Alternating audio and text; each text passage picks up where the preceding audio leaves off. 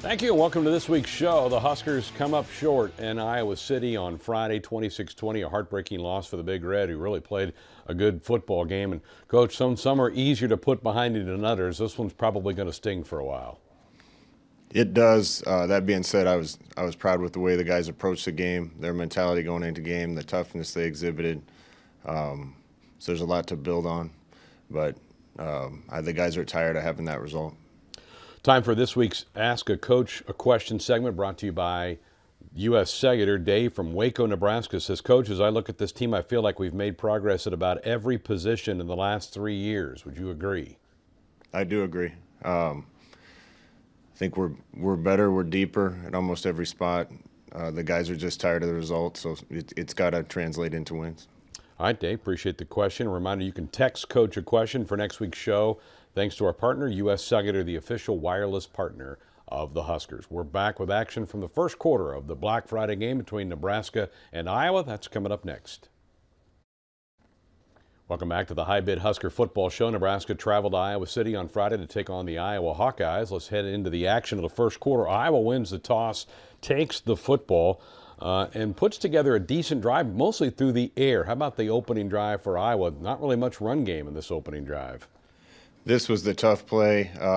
We were in a coverage where our safety was supposed to be over the top of that a little more, and our eyes and discipline weren't good enough there. Was really pleased with the way we played the run game in the first half. I wouldn't expect them to throw it 25 times in the first half, but we did a good job against the run. So some good things, but just a little detail. You start Adrian Martinez in this game. Your thoughts about making him the starter to begin this one? Both guys had a great week of practice. Both guys deserve to play. Our plan was to play both. They both got in and did good things. We got caught in a field blitz there on a fly sweep and kind of killed that drive and a bad snap. That has to get fixed. It's been too long, too much. And we can't do those things. We're not getting very many possessions against a lot of these teams, and we have to be able to take advantage of possessions and not have self-inflicted wounds with bad snaps and penalties. So Iowa gets it down into your territory again, but you're able to stop this drive. Good defense here. They pin you deep into their own end. You have to be real careful when you start a drive down inside your 5-yard line like you had to do here, but you end up getting a couple of plays to get you kind of a little bit of working room on this drive. Yeah, but if you look at the hidden yardage in that game, that was really the tail of the game. We had a holding penalty that was a 40 or 50-yard penalty.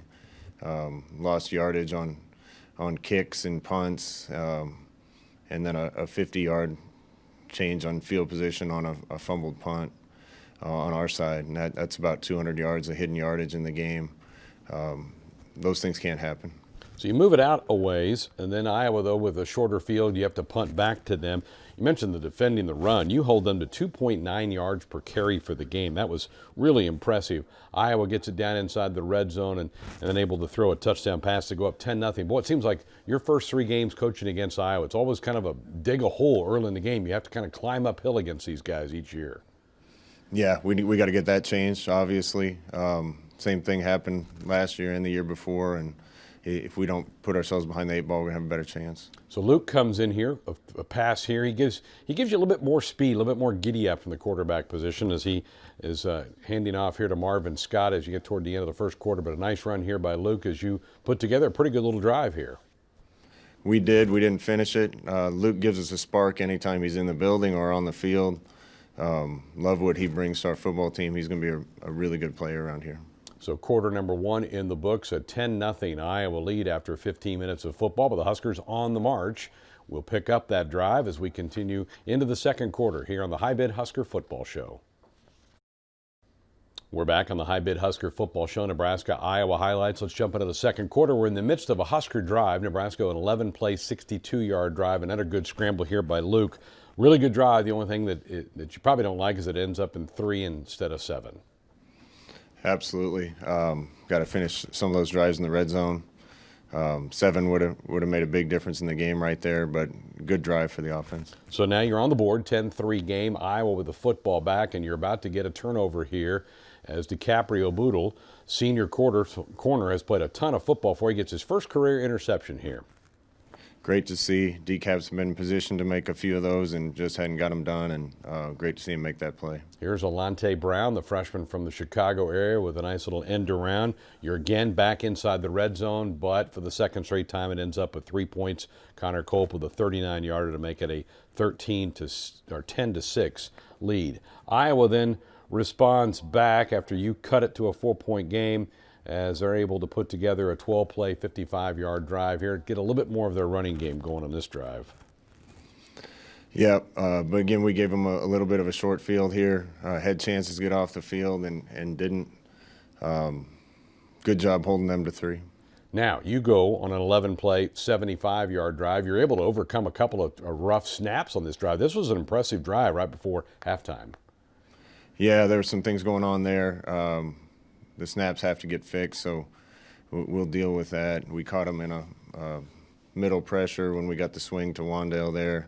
Thought Adrian made a couple good throws down the field. This was a good drive for us.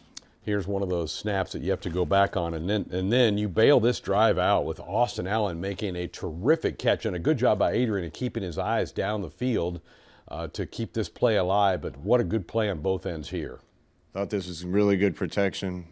I tell you what, our tight ends, Austin and Jack and Travis are playing really well. They played as well as any group on our football team, and that was a great catch by Austin. Really good run here by Wandale. Adrian caps off the drive with a 1-yard plunge, and you have this thing tied up and have some momentum in the football game at this point in time. You had to feel pretty good here at this stage.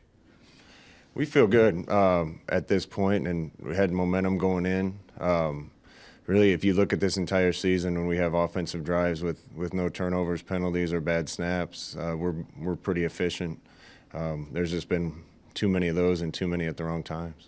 So Iowa trying to put together a last-minute drive, gets it out near midfield, but you're going to end the half with a Casey Rogers sack. Casey Rogers playing some pretty good football for you up front of that defensive line. Casey's playing well. He's new to the field. Ty Robinson's playing well, new to the field.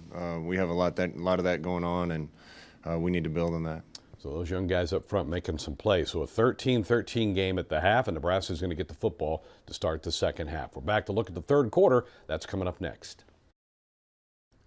We are back on the High Bid Husker Football Show. 13-13 game at the half. Nebraska to get the football to start the third quarter. And, Coach, I told Matt on the radio, I thought this third quarter drive might have been your best drive of the year. An 8-play, 70-yard drive. You really worked it down the field nicely.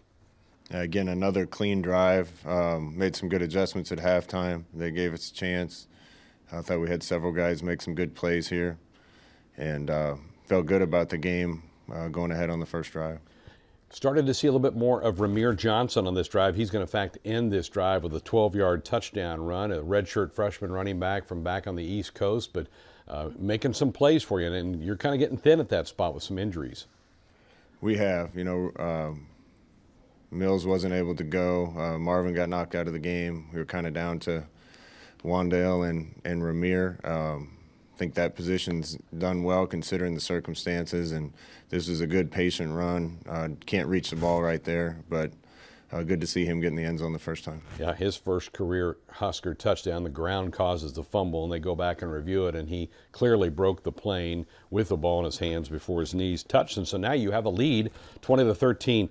Probably disappointed in this next drive for your defense because Iowa answers right back with a 14-play drive.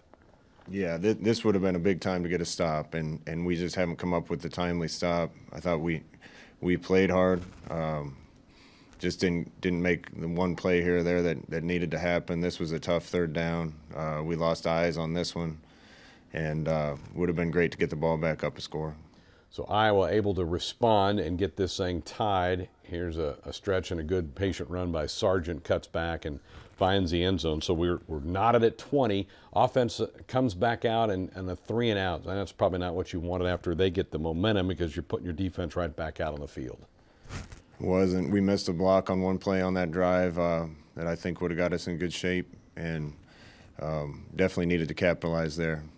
So Iowa advances it into Husker territory as the quarter expires in a 20-20 game. So tied at half, 13-all, tied after 3 quarters at 20 apiece. We're back to check out the fourth quarter of the action between the Huskers and the Hawkeyes. That's next. We are back on the High Bid Husker Football Show. 2020 game going to the fourth quarter. Iowa does kick a field goal on the first play of the fourth quarter to take a 23-20 lead. Your offense is back out there, and you've got a good little mix going here as you move it into their territory. Yeah, tough deal on the field goal. Their end on the field goal team false started, and we didn't get the call. That would have changed the game a little bit. I thought we responded well here. Just got ourselves behind the sticks again with a bad snap, and that's killing us right now. Defense stepped up here and got us another stop and gave us a chance to take control of the game. Yeah, and that one drive for the Huskers, that drive got derailed by a holding call that negated a long run by Adrian. So Iowa then able to not move it. You didn't move it. Then you have a fumble on a punt that sets them up for the short field, and those are just killer mistakes in a tight game, aren't they? It kills you. We had every opportunity to win it. Bad snap on one series in the fourth quarter. Had the ball on their 18 and got called for holding. And then had a chance to get the ball back with great field position to win the game and fumble the punt. And right now it seems like we're making a mistake when we can't, and we need to fix that as coaches. The team needs to fix that. Even after that fumbled punt, your defense stiffens and holds them to 3 to keep you within a score. You trade punts with Iowa. They move it back into your territory on their next possession, trying to make it a two-score game. But again, your defense forces them to try a long field goal here. So the defense, a couple of times in that fourth quarter, at least gave you a chance to win the game. Yeah, I felt pretty good right here. We've been moving it well when we haven't made mistakes. Got the drive started off well with scramble and a couple throws. And then we just missed on a protection and gave up a sack. But right after this play, we had plenty of time to work with at this point, and this was just unfortunate. Yeah, Adrian didn't see the guy off the edge. There, and that's all you can ask for. Yeah, they beat you on a block up front, and so then they hit Adrian. He drops it on the ground, and that's frustrating because you felt like you had some momentum. The great throw and catch to Wandale at the 39-yard line, and you had plenty of time. I think you had even a timeout still in your back pocket of this game. So a disappointing finish to a hard-fought game. Iowa prevails 26-20 over the Huskers. We're back with our Hy-Vee Sounds of Friday this week. We'll do that next.